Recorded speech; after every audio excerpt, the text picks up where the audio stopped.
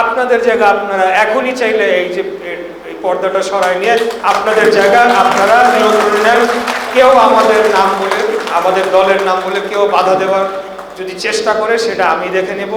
মাননীয় প্রধানমন্ত্রী জনাব তারেক রহমান আমার উপর আস্থা রেখেছেন এবং আমাকে মুক্তিযুদ্ধ বিষয়ক মন্ত্রণালয়ের প্রতিমন্ত্রীর দায়িত্ব দিয়েছেন। বাংলাদেশ জাতীয়তাবাদী দলের বিএনপির সদস্য হিসেবে, সর্বকনিষ্ঠ মন্ত্রিসভার সদস্য হিসেবে আমি বর্তমানে দায়িত্ব পালন করছি।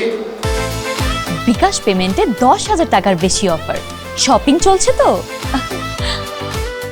আমি আসলে আমার পূর্ববর্তী বক্তারা ছিলেন, ওনাদের কথা আমি শুনছিলাম। আমার ঠিক পূর্ববর্তী বক্তাই অনেকগুলো কথা বলে গিয়েছেন, যার আমার মনে হয় আসলে রিপিট করার বা পুনরাবৃত্তি করার প্রয়োজন নাই। তবে আপনাদেরই এই জিনিসটা আপনাদেরকেই একটু চিন্তা করে দেখে নিতে হবে যে বিগত সরকারের আমলে, অর্থাৎ আওয়ামী লীগ সরকারের আমলে এই আপনাদের দখল হয়ে যাওয়া জায়গা কেন তারা পুনরুদ্ধার করে বা দখলমুক্ত করে আপনাদেরকে বুঝিয়ে দিল না। তারা তো সবসময় এই দাবি করেছে এবং সবসময় এই কথাটা বলার চেষ্টা করেছে, এবং শুধু চেষ্টা করে নাই, রাজনৈতিকভাবেও এই কথা বলে তারা ফায়দা লোটার চেষ্টা করেছে যে তারা নাকি একমাত্র রাজনৈতিক দল যারা হিন্দু ধর্মাবলম্বী, যারা জনগোষ্ঠী রয়েছে বাংলাদেশের, যারা জনগণ তাদের একমাত্র বন্ধু।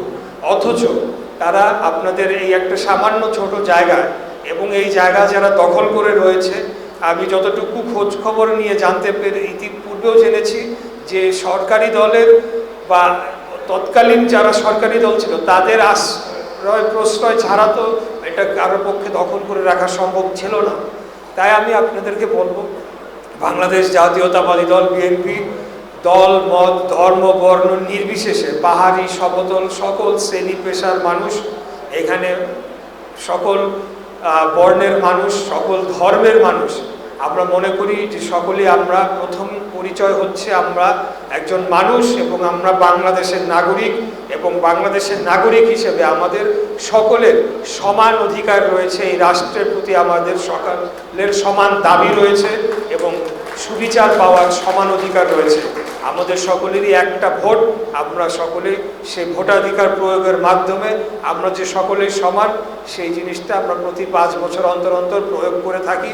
এবং এই রাষ্ট্রের মালিকানা বাংলাদেশের জনগণের, বাংলাদেশের জনগণ যাদেরকে যখন যেই দলকে ভোট দিয়ে রাষ্ট্র পরিচালনার দায়িত্ব দেবে তারাই রাষ্ট্র পরিচালনার দায়িত্ব পাবে। অন্যান্য রাজনৈতিক দল সকলেই আমরা সংসদে থাকব, বিরোধী দল থাকবে, অন্যান্য দল থাকবে, আমরা সকলে মিলেই দেশটাকে পরিচালনা করব।